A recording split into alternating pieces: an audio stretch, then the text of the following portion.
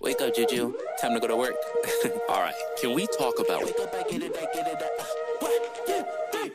wake up, I get it, I go with everyone saying I'm up next. It's not my fault that the vocals are gold, that making the haters so upset. My life is a movie, the way that I roll. They saying I'm goofy, but baby, you know I'm making everybody upset. Cause we the best, how we get wrecked, and I know we gonna get bread, we gonna get bread. We're gonna get bread, we're gonna get bread.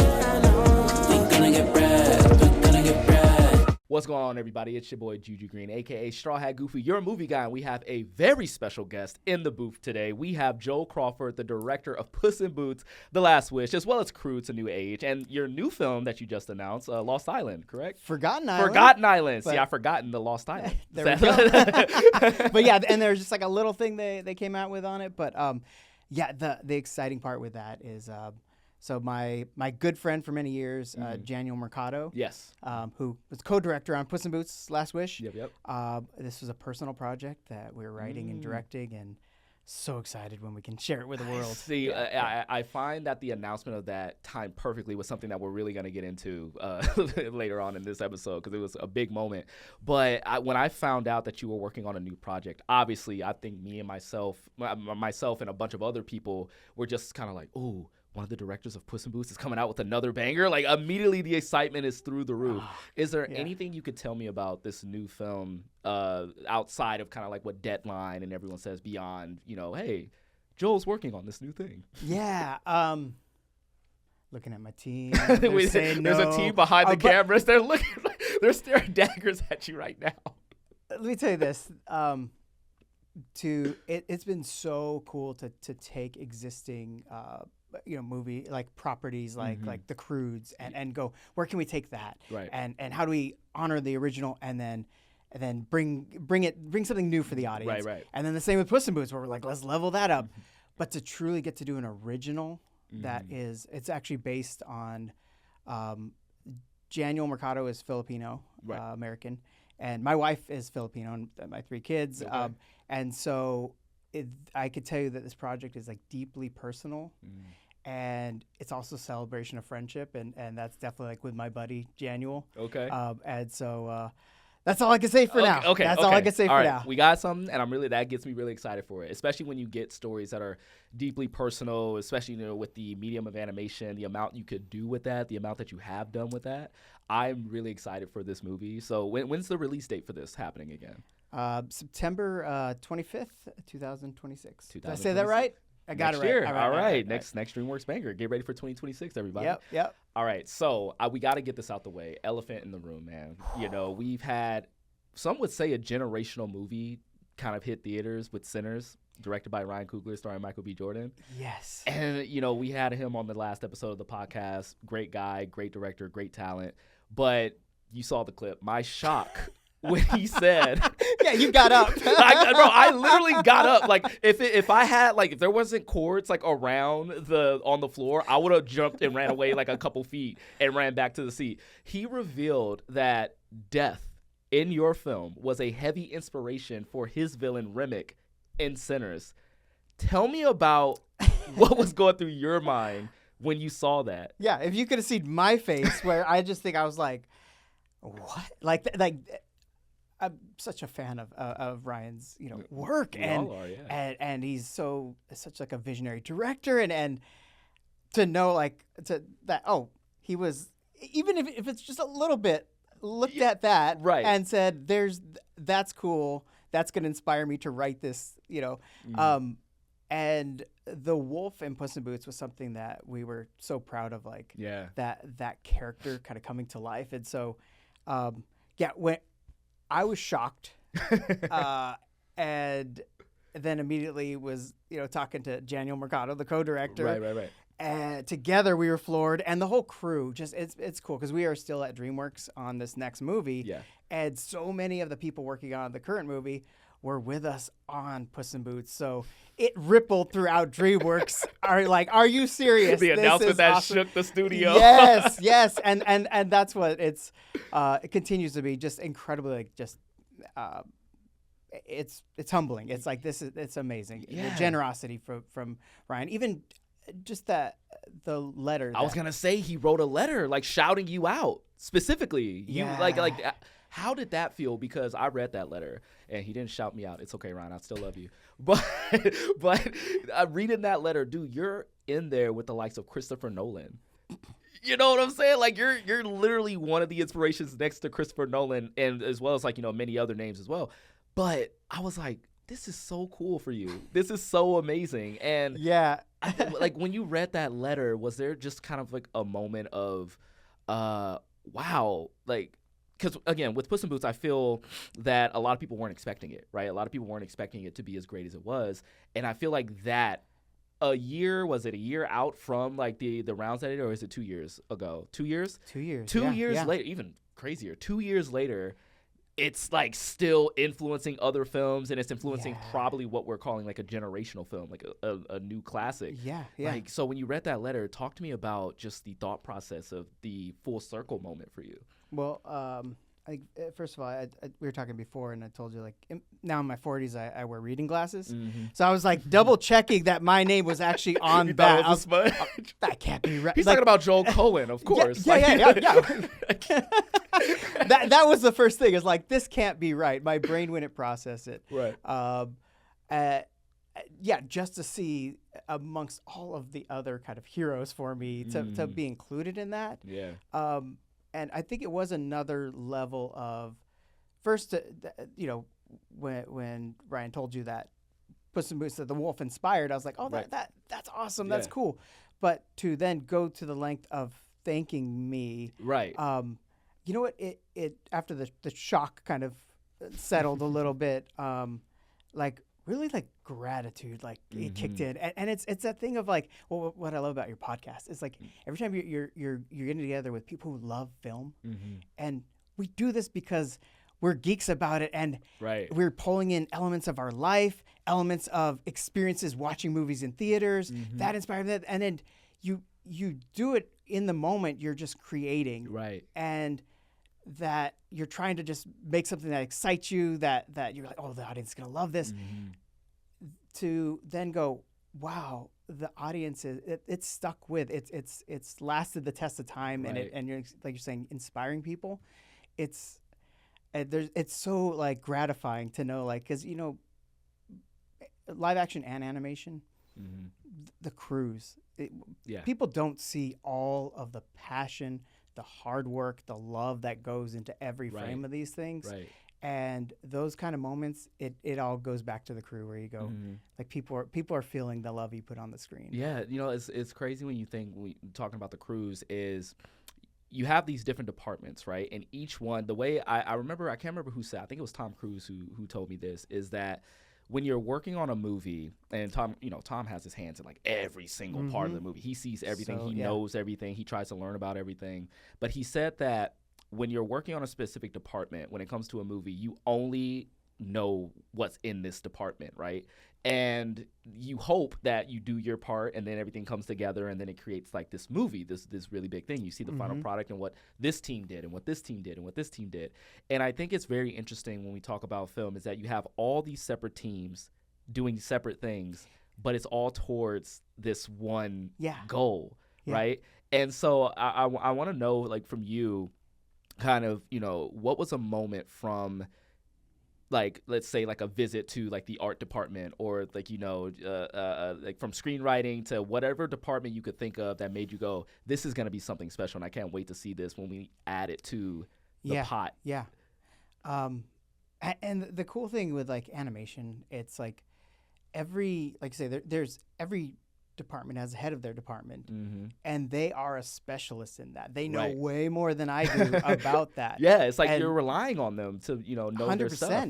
And there's that thing of like, I think as the director, where I'm like, my job is to know, to kind of like the soul of this movie, and where we're going and what I need to communicate to the department. But the fun thing is the surprise, where if I do my job right, I'm communicating what, like, and why this like shot needs to be in the movie, or this character, like in the character design, or this line of dialogue.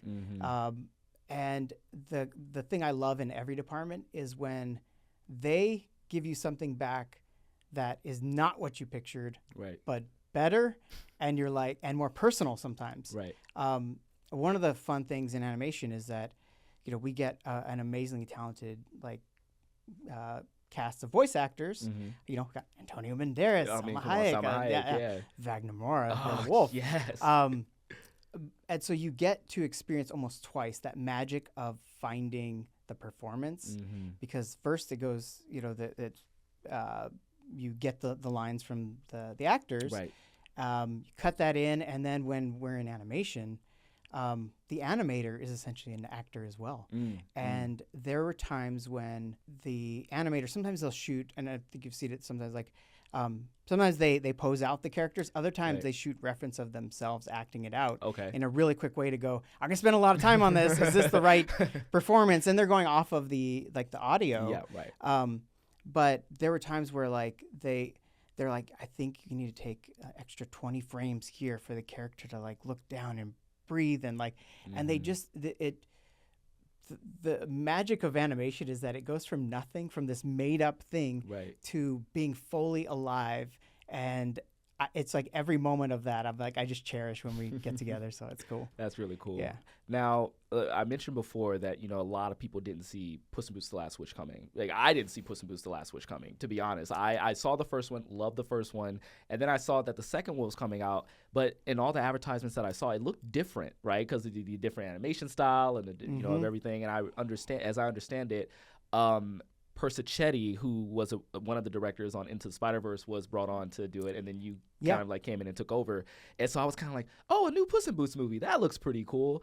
And so I was invited to this kind of screening of it where you could bring your friends and family, and I said, okay, this would be a nice movie to show my daughter. Can't wait to see what's happening. And immediately with the 8 deaths. How old was your daughter when you saw it? She was 5. It's like he dies 8 times on screen, and my daughter's like, huh? And I'm like, sorry, what? Man. And we both had this moment of she goes, is this for me? And I go, is this for me? and we're both just having this moment looking at each other like, I guess we're on this ride. We're locked in now. And then, the wolf shows up, and he's terrifying and he's scary.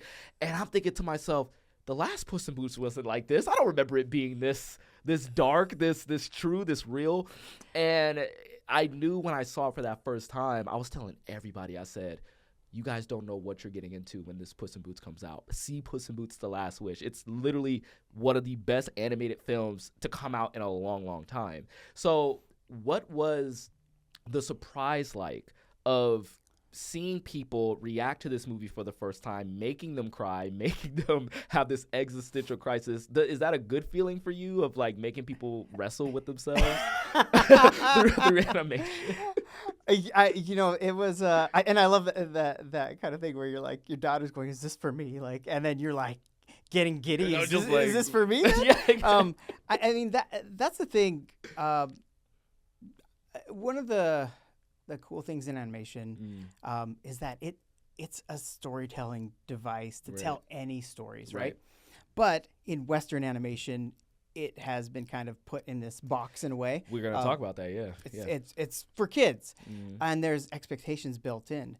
And I mean, Brad Bird talking about it for years, right? Yeah, it's not just for kids. And it's so a medium to tell these stories. And so there's always with that, there's a little bit of discomfort when something new comes.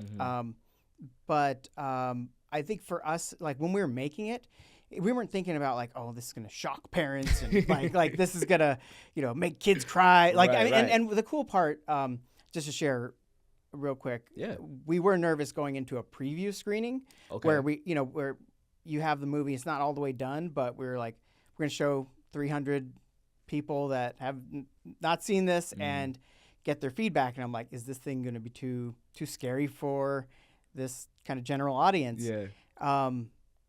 At the very end of it, the guy asks hey, who liked this movie? And all the hands go up, and he goes, what was your favorite part? And there's this 10-year-old kid who raises his hand, and he goes, the death wolf. And he goes, and how this movie's about appreciating your life. And I was like, Mm-hmm. Did he just get the theme? Yeah. Bullet to the brain, just right there. And I think the thing we held with us the whole time is like, look, in order to tell this story that is about appreciating life, to feel the light, you got to go to the dark. Right, of course. And as long as this feels, when you come out of the theater, like it's a celebration of life, it's joyful, then it's okay to have a little bit of the bumpy ride to get there. And so it's awesome seeing how it kind of inspired maybe some younger audiences like getting engaged with it. Right. And then to see, really we found out so much of the success, how the movie just had such long legs in the theater. Was because of college students going and rewatching it, and we're like, "Thank you, like this college is awesome." kids. Yeah. So no, it's like a gratitude, man. It's so cool. It's something that I want to talk about, and I've found that this will be a great topic for this episode. Is just kind of inspiration and the validation of animation when it comes to it inspiring other pieces of work, right? And when you talked about, in Western culture, animation is usually seen as, it's for kids, take your family to see it, these type of things. When, those of us in the industry know this, we could tell heavy stories, and animation is just a way of like, how do you express that story, right? And so that validation of Ryan Coogler himself, who everyone knows is a master of his craft, is one of the best directors working today, who's making a rated R mature movie about blues music and vampires, says Puss in Boots is what inspires this, right? Everyone's looking at From Dusk Till Dawn, rightfully so. Yeah. But Puss in Boots is like a big inspiration to the fact where he does put pen and paper and put your name on there and says, thank you for making this, so that way I can, without this, I wouldn't be able to create this. So when it comes to animation and like its inspiration, I want to know like, what are some of your favorite animated works that have gone on to inspire other things? Because I can tell you some of mine right now. Like, cool. Like I love Chronicle. Speaking of Michael B. Jordan, I think it's one of his best like roles. It's like one of his first like, I don't want to say his first role, because I remember, being a guy who watches all of his movies. I watched Hardball. I watched like all his things. Yeah. But Chronicle was, I feel like, his breakout role, and directed by Josh Trank. And that one was influenced by Akira, the animation. And I know Akira is like one of your favorite movies of all time. That blew my mind at a young age. Yeah. I feel like it blew all of our minds at a young age, right? Like I remember first seeing that, and I remember being terrified, right? And, I think I was at that age where, like most people, I've seen only kind of like strictly animated movies that were for kids, with the Lion King here and there where I was traumatized by Mufasa dying. But it was nothing too crazy until Akira shows up, and there's nothing cute about that film at all. Like it's an epic, it's gritty, it's smooth, it's slick.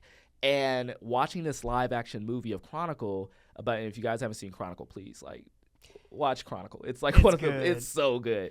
And I start like deep diving into the movie, and I was like, oh, Akira is like, it is Akira. Like that's really, really dope. So like, talk to me about kind of like your inspirations of like the animation movies that inspire you the most. Well, while we're on the subject of Akira, let's get into it. Let's get into it. Because it's interesting with Akira, where at a young age when I saw it, I think I don't know if I was like 10 or 11 or something, but it was so visceral, like the effects, the love put into like not just how the people were animated, but the environments and everything was visceral. It's something that I didn't know was a big part of that experience at the time, but later grew on me. Is the score. The score. I'm a score nut, dude. Like, and a good score, I feel, could take a movie from already like an 8 out of 10 to like a 12 out of 10. You know what I'm saying? Like a score to me is like everything, and it fleshes out the world beautifully. Like you said, we all know like the character designs, the backgrounds, the action, all of it is great. But you need that extra juice. And so much of the time, it is that kind of unconscious glue that you're experiencing, but you don't know. You're not like aware of because it's sonic, and that score, it's that was a unique, weird thing at the time. They took like the Indonesian gamelan bells. They had this synth track. The synth is like one of my favorite parts about They have that. these like chants going on, like chanting. And later I was like, I love score. It inspires me, like especially when I'm writing and things. And so I was like trying to find that composer in more works like that. And I think, and I'm horrible at like remembering facts and stuff, but when I was trying to look, that composer actually came from this kind of earlier in the 70s, this experimental like collective of musicians, and it seems like a 70s thing, right? But that out of that they came up with this crazy sound that was in Akira. And then going forward to Chronicle, like I remember from the very beginning on that, I was like, it was that premise of what would you do if you got superpowers, right? Right. But does it corrupt? Will you be corrupted by it? It's like so many great ideas that came out of that. But go ahead. But no. But and that's where it goes. But where it started was actually what hooked me.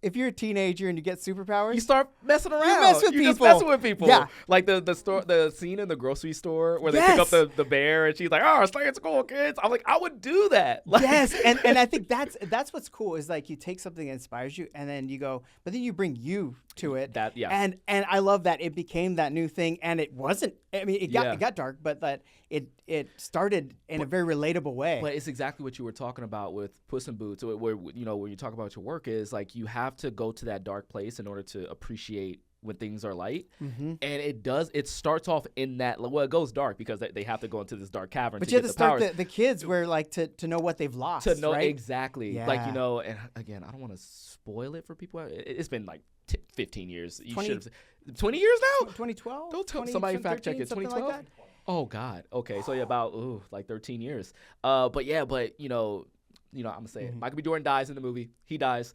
And the reason why it still affects me to this day, because he didn't deserve it. And he was so nice in the movie. He was such a great guy. And you only get that when you see his interactions with Dane DeHaan and like that relationship and they're joking around and like when they're in the sky and before that pivotal moment happens and he said, "You're my best friend. I'm with you every single day." And then it's just so sudden. And the movie doesn't, it changes after that. It never goes back to that lighthearted where kids having fun. These powers are dangerous. And now we're going to answer the question, what are we going to do with this power, right? In a way, it takes on that inspiration from Spider-Man of like, with great power comes great responsibility. And Dane DeHaan's character uses his responsibility poorly, right? But you understand because you understand what he's been through and things of that sort. And when I tell people like, yeah, man, like Akira like is the thing that kind of like crafted. It's the reason for why this movie is the way it is. But it's still its own thing. And it's you as a teenager watching that, I was like, yep, I get it. But then it kind of creates this sense of you of like, well, damn, what would I do if I really had these powers? If it came down to it, like how would my upbringing affect how I use my powers? And I feel like these are things that we don't really think about. That's so cool. I have some more like animation inspiration to live action inspirations that we could talk about. So we talked about Chronicle and Akira. This one personally, like I hate having this argument with people. Avatar, it's like inspired by a bunch of things from Dancing with Wolves. I know where you're going with this. Fern Gully. You know what I'm saying? That's the story. That's the story. Yeah. I grew up on Fern Gully, right? I grew up on it, but I love Avatar. Like I love the world. I love James Cameron's direction. I love the characters. People, I bet you can't name one character from Avatar. Neytiri, Sute, Jake Sully. Like get out of my face with that, man. Taruk Makto, this like you know what I'm saying? I'm just like I love this film so much. And again, it still takes like those themes and whatnot of Fern Gully, like the typical story of white man goes to like an indigenous like land and he becomes one with the people and he's like there's an environmental element to it as well. Save nature, but the execution and exactly. I got one. Okay, and I have no idea if this is actually inspired by it. Okay, but Iron Giant is an amazing movie, right? Yes. And that was one of those like transformative, like watching it and going, yep. I didn't know a story could do this. No, It's like, it's I think so it was fun. one of my first ones of that too, because it is so fun. And then you go like the Superman moment just guts you. I didn't see it in the theaters. I remember I just bought the VHS. Okay. And it had the little plastic Iron Giant Yeah. on the case, right? Yeah, I remember So I was those. just like, I loved animation.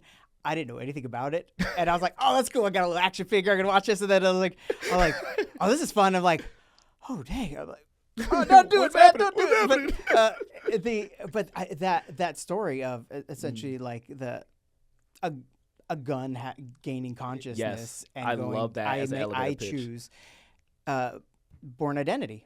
That's the thing that as he gets his memory back, Yeah. and he finds out he was a murderer. Yeah. But now he can choose. And so I'm like, Wait a minute, Iron Giant, Born Identity? I'm just saying that right now. I don't know if those connect. But no, but that makes sense though. That makes a lot of sense. Like when you really think about it, it's not obviously people will say like, oh, well, this one's about a spy and it's more action packed and this and this and that. But the concept of, like you said, a gun gaining consciousness. murder, not knowing their past and discovering at the end like this is what I am, but I choose to be different. That's a cool one. Listen, I haven't read that. We don't have a fact check on that, but I'm accepting this from now on out. Like That's Iron canon. Giant, Born on it's canon. It's canon. And we've done that.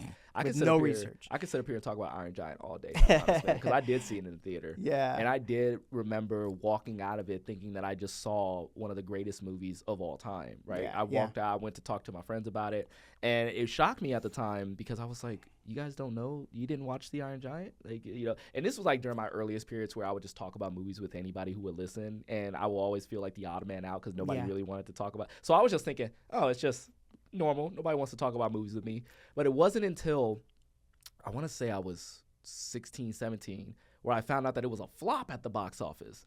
And I just had this I took it personal. Like I took this very, very personal. And I said, well, what can I do? What can I do? This is an injustice. To I have to rectify fix this. Yeah. I didn't do enough when I was 7? But now I'm older. I know better. I'm gonna let everyone I know, the Iron Giant, and now having this big platform, I do have like these kind of like moments every year where I say, all right, you know what time it is? We're talking about the Iron Giant. Yeah, I mean that, but it's that, and I love on your podcast like the way you phrase the thing of like what movie like changed your DNA. Yes. And that's like that is the magic of movies. But you're like going like I have this reaction when I'm watching movies, especially the theater, right? Where I have to look at other people in this moment, and I'll give you like a couple I do that a lot. Kung Fu Hustle. That are we gonna talk about Kung Fu Hustle right now? We can talk about Kung Fu Hustle. Dude, Kung Fu Hustle. I literally Ben Wong was on the podcast. He's the new Karate Kid, right? Hasn't released an episode yet, but we both geeked out over Kung Fu Hustle, and we did a Mount Rushmore of like great martial artists and movies. Obviously, Jackie Chan's up there, like Jet Li was up there, Tony Jaa's up there, but we both were like Stephen Chow. Stephen Chow is the freaking man. Between Kung Fu Hustle and Shaolin Soccer, like that man could do no wrong. Yeah, and that's this goes back to what Sinners is and what Sinners is doing for cinema. It's that thing when you have these clash of tones, of styles, of like that haven't been done, almost feel like they're breaking the rules, and you have this feeling of like, can you do that? and like yes, and that's why I have to look around the theaters. Like I'm and like in Sinners, like at certain moments, I'm just looking around to like, dude, this is cool. But in Kung Fu Hustle, to go from like the mashing of tones in that movie is masterfully done. Masterfully the fact done. that it doesn't pull you out and you don't stop caring, and it goes so dark. Like in the village, there's like oh my god, the village with the people who are playing that instrument and they're like slicing everything, and that guy gets decapitated. That one of those martial arts, like one of the, and unceremoniously too. Like it's not like a big moment. He doesn't get a chance to fight back. It's just there wasn't even music under. It was silent. No, silent. Silent slow mo. Oh my god, I remember. And that was that moment messed me up. But 20 minutes earlier, we're giggling. Stephen Chow had knife blades sticking out of his arms. He's running like the Road Runner. He has a knife and he uses the knife as like a rearview mirror. Yes. And you're going, that is in the same movie. 5 minutes apart. Yes, Like, yes. it's so insane. And that's the kind of things that excite me is like, and what I continue to try and put into movie is like, I think it has to come from an authentic place. Yes. That you go, it needs to hit this tone and it needs to go here. Not, I'm just going to do it because it's weird. Yeah. But it's those experiences where I go like, this is just taking like what films can be to another level. And Kung Fu Hustle was a big one. Would you say that one changed your DNA, changed your brain chemistry? Oh, 100%. I mean, and that's, and I think it in my movies, I like with Crude's A New Age, there's things where I think we're going like, we want to honor where it came from, but also I'm going, can you go a little further and will it break it? And then in Puss in Boots, trying to also juxtapose like that darkness and then also just like in crazy like pushed comedy at the same time. So and then in what we're working on right now, we're pushing it quite far too. Okay, can I ask something, because I just had like a moment. And this could go nowhere, but I just want to ask. But since you just gave so much love to Kung Fu Hustle, I just watched the Crudes like not even 3 days ago, the original Crudes, and there's a moment that like they're like, it's like the football moment in the opening of the movie, and they're running, and I was like, this feels a lot like the Kung Fu Hustle scene. Like I know you didn't but because and here's the other cool connection just in terms of things inspiring. Chris Sanders, because he directed the first Crudes, and his sensibilities I've always admired. Yeah, because he is that like incredibly like zany, weird, like quirky sense of humor. Yeah, and then these deep emotional moments. He's really good at that. And the coolest thing on Crudes, directing Crudes A New Age, was having. Chris Sanders directs the first one, and then he had left the studio at the time and was working on something else. And when they asked me to direct the second one, he came into the studio and started working on the script and giving me thoughts and just he made this really nice, empowering handoff. Yes. And it was like I can't believe one of my heroes is doing this for me. Yeah. So I mean, speaking of one of your heroes, like he asked you to moderate like his panel for The Wild Robot. Yeah. Right? And, like, I saw that. And looking at your Instagram, bro. The fun thing there is, like, I've worked side by side with him, even kind of, at DreamWorks, like, the directors will put up a screening, and then the other directors will come, give you notes or help, like, punch up ideas. The whole time I've known him, I've never told him I was a super fan. So I waited for that opportunity to moderate and go like, yeah, I'm kind of just a huge fan of you. I think he knew somehow. Like, he always, the funny thing is we also had Chris on the podcast as well. He's a good friend of the podcast and, of all of us. But I remember, I asked him because we were talking about, the Wild Robot and character design, and then the conversation skewed over into us talking about, obviously How to Train Your Dragon, and like, he worked on Stitch as well. And a lot of people tend to kind of like put together Stitch and Toothless together. Oh, yeah. Like in they're design, kind of like in design and everything. And I remember he said that he did not intentionally make like Toothless look like Stitch. However, the person who designed Toothless admitted that he is a giant Lilo and Stitch fan. So I love how Chris is he's just one of those talents that surrounds himself with people who are just fans of his. It makes him sound like a narcissist. But the truth is he's like just that influential. The sweetest and just most genuine and full like childlike imagination, and that you can't help but be drawn to him. No, I mean, honestly, man, like, getting a chance to talk to Chris was one of the more surreal moments, because having, worked on a lot of the promo for The Wild Robot and things of that sort, and knowing that I watched Lilo and Stitch and How to Train Your Dragon, everything that he's done, I'm just kind of like, how does one create something that's so pure, so like introspective? Pure. And that's you know what I'm saying? Like, I think like, that's it. It's like purity.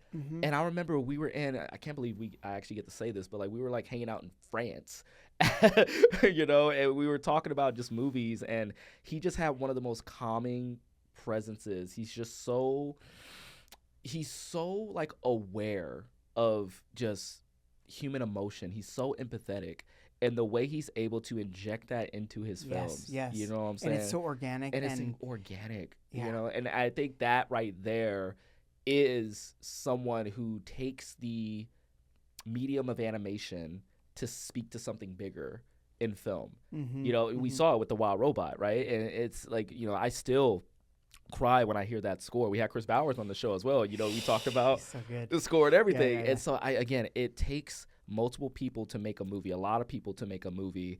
But when you have like those heads who know how to lead, who know, who have empathy and who know how to use this level of animation and also take things in and just kind of like say, hey, the process of creating and putting that. I'm rambling at this point because I'm nodding my head agreeing. Like, but it is great. But you know, that is the cool thing. And going back to even Ryan Coogler and just this the generosity of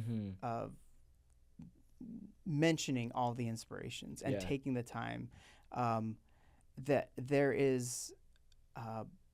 When you work on these movies, you see all of the talent that goes into them, and you feel the fingerprint of everybody on that screen, and it's really cool to know. It's hard to trace inspiration sometimes because, like we were just talking about with Chris Sanders, how many people has he inspired conscious and even unconsciously that end up working with him that just like, and I think that it's that thing as artists where when we see something great, it makes us want to do what we do even more. Right. And you go, yeah, okay, cool. and then like I have so many times I come out of the movie theater going, I want to write this. I want to do this. And like it is kind of a community and a collective in a way that should be pushing things forward. Not out of trying to change things, but just out of like this momentum. You can't stop. Like you're like, I want to see where we can go next. You know? Right. Yeah. Can I ask you something? Yeah. So, I love this like conversation of, you know, inspiration and everything. Like, so you inspired Ryan Coogler for his movie Sinners. You were also inspired by Chris Sanders, who you've worked with and moderated for and things of that sort. But you're in this position now where you're inspiring this next level of creators and animators and directors and things of that sort. Since Puss in Boots has come out, did you have a moment where somebody directly told you that you were the inspiration for them, I don't know, getting into art school or wanting to become an artist or become a director? Do you have a moment that you could share? It's hard because there's one of the really cool things is whenever you get to meet like film school students, right? Yeah. And so many where they come up and like, and they say that where you inspire me, and you're like, what? And more than anything, it has that kind of energizing thing of like knowing that they're seeing what you're doing now, and that's making them want to go push stuff even further, and more of a curiosity, like where can things go? Because if you're the next generation, I always feel bad where I'm like there are a lot of people who reach out, you know, through Instagram, through different sources, and that I wish I could talk to them all, because it's so cool. But the one of the cool things was while we were working on Puss in Boots, Wagner Mora, who voiced the wolf, he brought his sons into the studio. Really? That's the thing of like he from the beginning was so such a partner and an inspiration of finding that wolf's character. He was like determined to find it, and then he was like, hey, my sons love animation. Can we come in? And so we were showing them. That's cool. Yeah, we were showing them like some of the how we animate. We had one of our Ludo Buoncho, who's the head of character animation on Puss in Boots. He showed them how he animates and everything, and they came away wanting to animate. And I just saw him like a few weeks ago, Wagner, and his son is still chasing that. That's cool. And it's one of those things where kind of the arts all kind of combining in a way. Yeah, you know? That's got to be awesome to kind of like see in real time the lights kind of light up, and then the check-in later is, oh, they're still going for that. Yeah, that's really freaking sick. I love that. All right, so I got a couple more here. So how do you feel when people cite influence is almost like a negative when it comes to film. Like we talked about Avatar, and a lot of people will kind of like make that a knock against the movie and its merit and its achievement of what it's creating, right? Just because it was influenced by a Ferngully or this or that.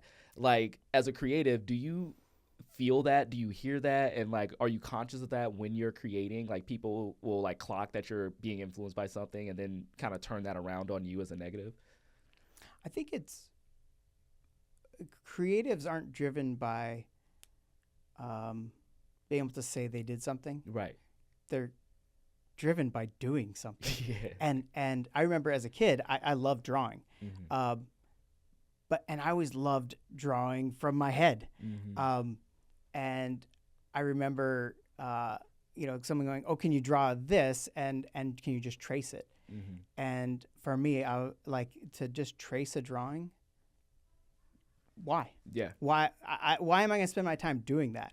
And to me, that feels like the difference of, as a filmmaker, you're telling something because you have a strong why. You're like, I need to tell this. And of course, you can be inspired by things. Yeah. And there are essentially only so many stories. Yeah. Because we're telling them for humans. Yeah. Who always connect to the same emotional things, but going through different time periods, through different genres, different cultural influences. I think that's very important too. There was a creator that was like really upset because Sinners was, it was a movie set obviously in Mississippi, 1932, Jim Crow, and he was really upset that there wasn't a lot of Latino representation in the film. And he also tried to accuse the movie of being a ripoff of From Dusk Till Dawn. Right. And he was like, "Oh yeah, Ryan Coogler needs to give us our flowers because like this movie owes everything from Dusk Till Dawn. He needs to come out and publicly say that he was influenced by this," when Ryan has multiple times. Right. And everyone with eyes and ears can see that there are influences of that movie in there. Like, come on, like Single Location, Vampires, Two Brothers, Criminals, or, But if it was just that movie, we wouldn't be talking about Sinners. We wouldn't be talking about it, right? Like, because you got to talk about the influence of blues into it, the cultural aspect to it, the surreal montage scene of the one take. You know what I'm saying? There's so many. We're gonna talk about that in a second because I haven't been able to stop talking about that for a month now. Yeah. But like to take out of context just what makes this film unique in its own thing and to accuse it of just being a ripoff because there's some inspirations pulled from here and there. I think as all of us who love movies, I think it's a disservice to the ones creating the movies. Like I find myself, just as a creator who talks about movies, I'm influenced by other creators who talk about movies all the time, right? Like they bring out an idea and they say like, "Hey, I noticed this thing in this film," and I go, "Oh my God, I didn't think about that." And then my mind starts working. Like we were talking about Puss in Boots, and it was a conversation that you and I were having about like the idea of, being on your one life and like living your life to the fullest. And I had this idea where I was like, wait a minute, if this movie is set after the Shrek universe and he's already had 8 lives, did Puss in Boots that we know die? You know what I'm saying? Yeah. And I couldn't get to that without talking to you about what we're already seeing. And I think that's, especially in like a writer's room, in a talking to animators, talking to cinematographers, talking to actors. It's a language. It's a way to communicate. When you're like, it's like this movie. It's like this moment. Yeah. And actually, having directed and worked with Nicolas Cage, he's a huge cinephile. Yeah.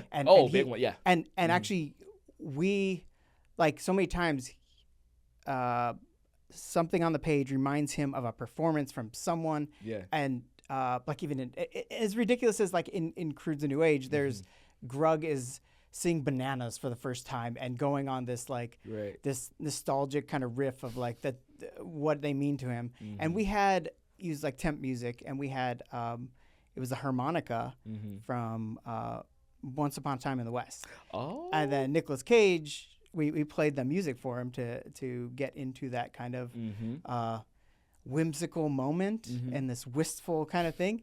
And he was like, yeah, Henry Fonda. And then like, and then he's like, and to do that, it's like, it's a reference point. It's Right. a way to communicate, because sometimes music say it without words. Yeah.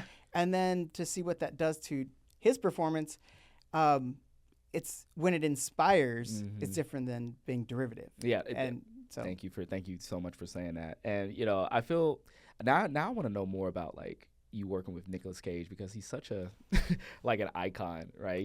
He's such an icon, and like he is a cinephile. Like the man knows his stuff. I got to talk to him very briefly at the Saturn Awards a little bit, and this man was just like on it. Like he's on it, right? And as you would expect like a lot of actors to be, but he's like there's like here and then it's Nick. Yes. So what were some of the things that you and Nick talked about when you guys were working together? Like did you guys get into like some movie discussions and stuff like that? Were you blown away by his knowledge? It was, he works hard. And like, so, when you're working with the actors, you bring them in every few months, because the advantage in animation is we put up storyboards, we put up the whole movie, and we'll cut the actors' voices in, and we'll see how the whole movie's playing, and then what's working, we move to animation, other ones we rewrite. Got it.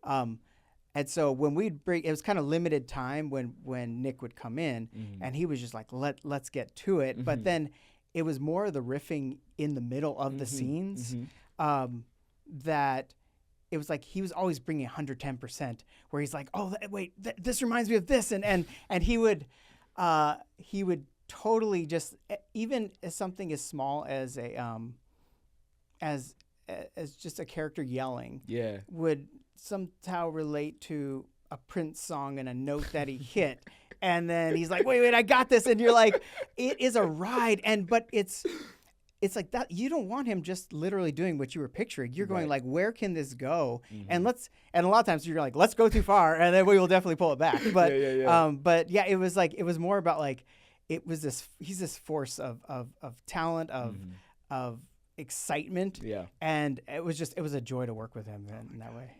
Love me some Nicolas Cage. I've only talked to him, I guess I talked to him a little bit at the Saturn Awards, and then I actually got a chance to not talk to him, but I saw him at Unbearable Weight of Massive Talent, and I was just looking at him like, that's Nicolas Cage. Like, he's this man. He's just, I love Nicolas Cage. I was trying not to be like a dork in front of him, but but you're like, when you see you can't help it, you're just like, right? Like Con Air. Exactly. Put the monkey back in the box. Oh my gosh. Okay. You are heavily influenced by spaghetti westerns and things of that sort, but I really want to know, do you have a spaghetti western that you could recommend the pod right now for if you had to have someone watch something from one of your favorite films, what would you have them watch? It's like, okay, where do we go? Because Once Upon a Time in the West that's a good one. That stuck with me for a while. But the Western is essentially the Eastern with the samurai. And I mean, I know Akira Kurosawa is like your guy too. I know he's your guy. So I gotta drift over there. Because look, how many stories did Kurosawa's movies? So you got Hidden Fortress, which is Star Wars: A New Hope. George Lucas was like, I mean, it starts out with two kind of bumbling guys who are trying to evade this war, trying to like, and it's C-3PO and R2-D2. Yojimbo inspired Sergio Leone with Fistful of Dollars. Fistful of Dollars. It was almost like shot by shot. Like that was really. Yeah. I don't think I've seen that one either. I don't think so. I'm gonna have to. It's and that's the cool thing is like, I love Yojimbo. What was that? Jimbo? Yojimbo. Yeah. And I also love the Man with No Name, series from 100%. Sergio Leone. And and I didn't know it at the time when I'm watching one. I'm like, this is what inspired, and they're both their own amazing thing. But yeah, so I think if I'm going to mention one that isn't that essentially what we love about westerns, which is kind of in this lawless time, finding someone to stand up for the people the little guy, the people who couldn't. Seven Samurai. Dude. I was waiting for you to say that, to be honest, because every time I bring up Seven Samurai, obviously we know Seven Samurai has influenced many a film. Magnificent Seven, you know what I'm saying? Bug's Life. This is Bug's the whole Life. reason I was going to bring up Seven Samurai. The whole reason, because people will say like, oh, Bug's Life is not really one of Pixar's best. I'm like, it's the freaking Seven Samurai. Literally. Yeah. A guy goes off to look for warriors to bring back to his village, to village? protect him from the bandits, the grasshoppers. It's the Seven Samurai. Yeah. Let's just keep it above. And people say like, oh, well, Ants was better. Yes, I love Ants. I love Ants. Ants is one of like the best animated films that more people should talk about. With one of the best casts, Jennifer Lopez, Sly. We got Sly. You got Woody Allen. You got Christopher Walken. Christopher Walken is the Kerchak. Yes. Like villain, it has one of the most harrowing war scenes in film with Danny Glover. His head gets cut off. It's an ant. Sharon Stone is in this movie. Yeah. Like, right? Ants is amazing, but Bug's Life is Seven Samurai, and I love that. Yep. I am so sorry if I blew out these mics. Like I'm watching the okay. But you know why I think really Seven Samurai is mentioned so much. It's one of those things like expectations, right? When you come into something, what you expect, and you expect what you've seen before. When I watched Seven Samurai, I was ready for an awesome samurai movie that they're defending, that they're fighting for good, and they're taking out bandits, coming in for the good time.